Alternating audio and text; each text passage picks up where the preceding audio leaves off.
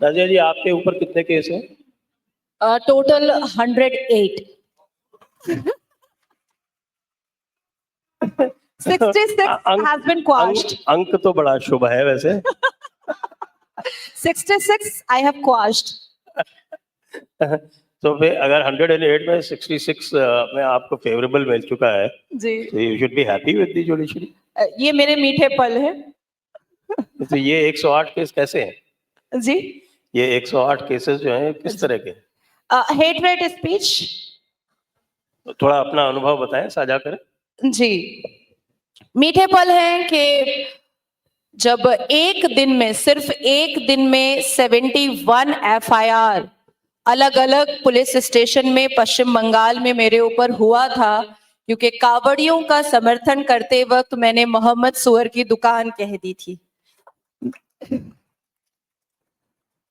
क्योंकि हमारे अब्दुल भाईजान लोग जब गाय खा करके कावड़ियों को खाना परोस सकते हैं तो मोहम्मद सुअर की दुकान भी खुल ही सकता है।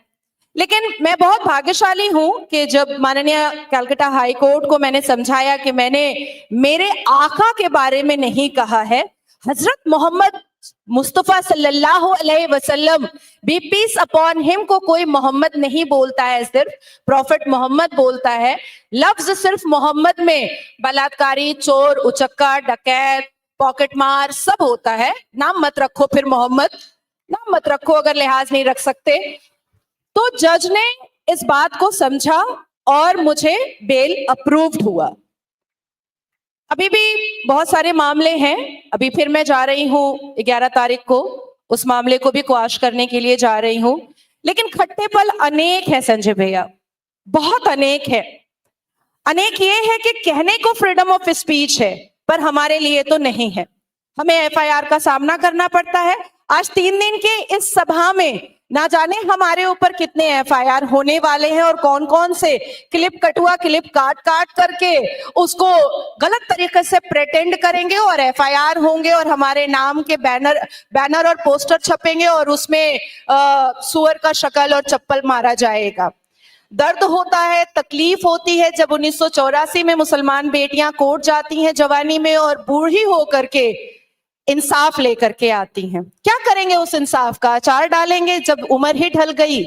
खट्टे पल होते हैं जब माई लॉर्ड, मी लॉर्ड, मियां लॉर्ड बनने की कोशिश में लग जाते हैं।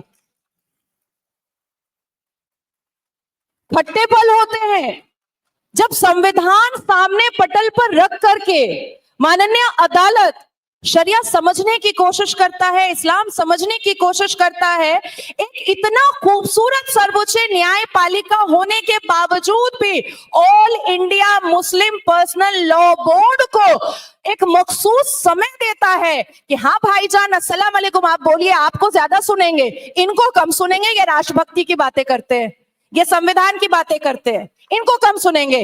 आप सोचिए कि देश में इतने सारे न्यायपालिका है, सर्वोच्च न्यायपालिका है, the honourable supreme court of India जिसको हम बोलते हैं, वो सुनते हैं all India Muslim personal law board की बातें। Can you imagine? अब आप सोचिए कि किस तरीके से शरई मानसिकता के वकील एंटर करते हैं। हम 2-4 रहते हैं और सामने में 48, 42, 50 वकील होते हैं और हमारी बात को दबाने के लिए पूर्ण कोशिश की जाती है। खट्टे पल होते हैं। 2019 में मैंने पॉलीगेमी हलाला का PIL डाला, अश्वनी भाई के साथ मेरा टैग किया हुआ है, और आज भी वो लिस्टेड नहीं होता है। हम कोशिश करते हैं कि उसको लिस्टेड करके खत्म किया जाए, पर सुनने को कोई तैयार नहीं है। हम न्यायपालिका से मांगते हैं कि मुसलमान बेटियों को कम से कम 12 क्लास पढ़ने दो, तब निकाह करवाओ।